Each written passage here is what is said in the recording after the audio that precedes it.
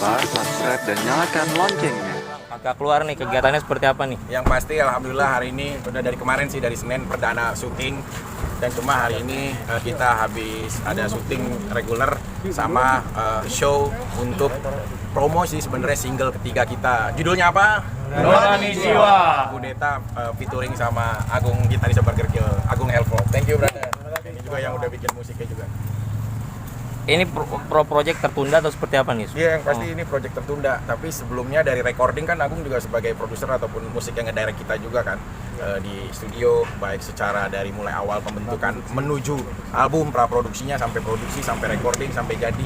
Cuma kemarin karena waktu 7 Juli itu ya gue harus masuk ke dalam rutan, akhirnya project ini ya sementara ya tersendat sih yang pasti. Cuma mereka tetap bikin klip sih di saat gue lagi nggak ada sama mereka juga gitu. Iya, jadi masing-masing itu ngasih warna, cuman yang jadi inti dari si musiknya adalah metalcore. Cuman masing-masing ada progresifnya, ada balladesnya, rock ballad, terus ada heavy metalnya gitu.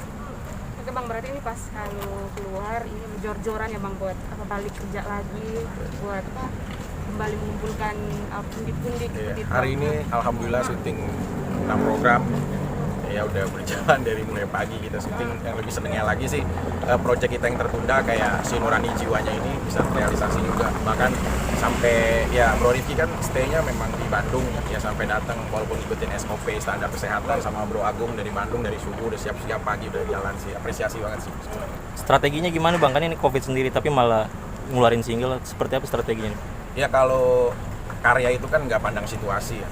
Justru di tengah-tengah Covid ini lagu Nurani Jiwa kan bertuliskan tentang penyerahan diri dia sama Tuhan gitu loh. Dalam situasi ini sehebat apapun kalian, secanggih apapun teknologi atau obat yang kalian punya, sebenarnya obat dari semua situasi ini itu cuma satu, rasa doa dan berserah kita sama Tuhan. Justru lagu Nurani Jiwa ini ya memang kayak sedikit mendoktrin si pendengarnya ataupun yang melihatnya ini untuk bahwa manusia itu sebenarnya nggak ada apa-apanya di hadapan Tuhan gitu. Jadi untuk berserah dan kembali yang lebih baik. Lanjutan juga dari single kita yang sebelumnya Menang atau Mati juga. Sebelumnya kan Kudeta ngeluarin juga nih pas dari masa pandemi itu.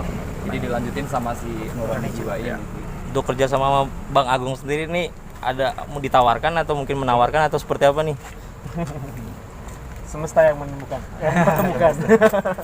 Iya, awalnya kalau saya sih dari Om Pepet ST12 waktu itu ngasih tahu bahwa Vicky mau rekaman di Bandung, terus ya ini Prof Vicky yang metal itu mau rekaman di Bandung gitu, tahu nggak? Oh saya tahu gitu. Terus mau nggak kalau misalnya kamu produserin bandnya Vicky gitu? Oke ya, saya nggak pikir panjang, ini pasti challenge-nya banyak di sini dan pasti menjadi hal yang menarik di sini. Gitu. Jadi saya jawab langsung ke Om Pepet, ayo Om, kapan kita ketemu buat ngobrol gitu. Langsung lah ngobrol sama Vicky. Dan pas alhamdulillah bisa terrealisasi proyek. Pas eksekusi Badung nggak? Pas dieksekusi ada keribetan sendiri kan? Jujur aja. Ada nggak? Ya, alhamdulillah sih kemarin ya selama prosesnya kita sempat jadi nggak langsung masuk ke studio gitu. Jadi kita mulai dari recording, mulai dari workshop dulu. Jadi itu belum masuk ke studio. Kita bongkar kita bahas lagu Kudeta, materi albumnya di workshop. Kita bongkar dulu kayak gimana mau dibikin seperti apa. Itu kurang lebih 1 bulan ya. Sama Kudeta di Bandung. Nginep 1 bulan. Di Ujung Berung. Setelah itu masuk ke studio rekaman. Jadi ya tujuannya workshop itu supaya ketika masuk studio rekaman itu semua materi udah matang. Ada perbedaan dari single-single yang sebelumnya mungkin Bang? Ya ini sih lebih slow ya, bahkan ada kolaborasi dari Alvin untuk ngisi orkestranya gitu. Alvin itu yang ngisi juga di orkestranya Burger Kill ya, si Mas Alvin ini kan. Nah, dia support juga di Kudeta lagu Nurani Jiwa. Saya harap sih teman-teman bisa dengerin gitu loh. Dan juga ya ini sebenarnya bukan untuk ajang yang seperti apa sih, lebih berbagi karya aja sih sebenarnya. Ada inspirasi mau bikin lagu nggak dibikin di album baru mungkin? Bikin sih, aku pengen judulnya sih kayak berserah gitu. Jadi judul berserah itu tentang seseorang yang diberikan ujian, dia diperlakukan dengan seseorang sampai dia masuk ke dalam penjara, tapi dia berdoa sama Tuhan untuk tidak memiliki rasa dendam untuk membalas atas apa yang dilakukan orang itu terhadap dia. Itu sih aku bikin sih, karena sepanjang aku di dalam rutan ya jujur nggak mudah tidur ya, karena dalam posisi kita sendiri jauh dari kehidupan, kebebasan kita dirampas sementara karena memang harus menjalani sebuah proses rangkaian hukum.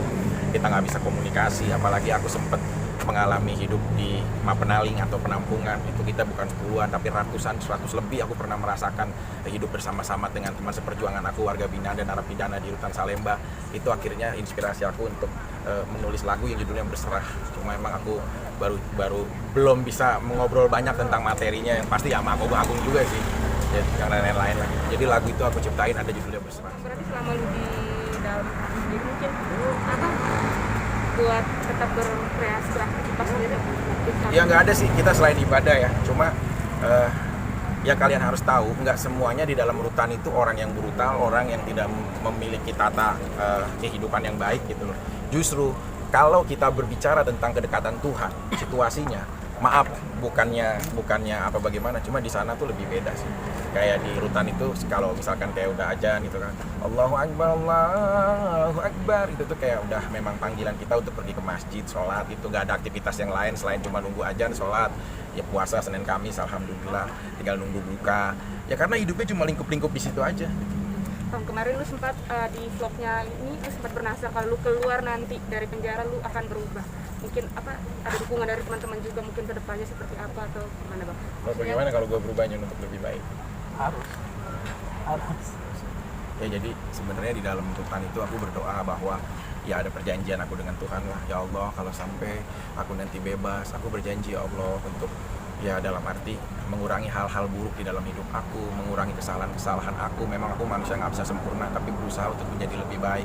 Tolong ya Allah bebaskan aku ya Allah. 2 hari itu setelah aku tahajud terus, besoknya tiba-tiba aku nggak tahu nggak apa, tiba-tiba di dalam persidangan ya udah penangguhannya diajukan. Masya Allah, itu langsung kayak ya Allah gitu loh, kayak aku demi Allah ya, kita itu bener-bener ya salah atau benernya kita itu tergantung semua proses pengadilan yang membuktikan. Tapi dengan ketua majelis memberikan penangguhan untuk aku dibebaskan, itu aku berterima kasih banget sama ketua majelis dan hakim anggota dan lain. Akhirnya bisa memberikan aku untuk bisa aku nafkah anak-anak aku, karena gak munafik saat aku di dalam 2 bulan 10 hari ya iuran anak sekolahku sempet ya telat lah, apalah, anak-anak aku juga kebutuhannya, asuransi kita dan lain-lain, karena aku kan bisa cari uang gitu sih. Bang, ini kan bukan yang, maaf ya Bang, ini bukan yang pertama kali masuk rutan kan, ini udah keberapa kali. Itu rasanya seperti apa sih Bang untuk yang kali ini Bang? Ya kalau mental sih sebenarnya ya pastilah ini bukan perdana, kita punya kesiapan mental untuk dihadapkan dalam situasi kayak seperti itu.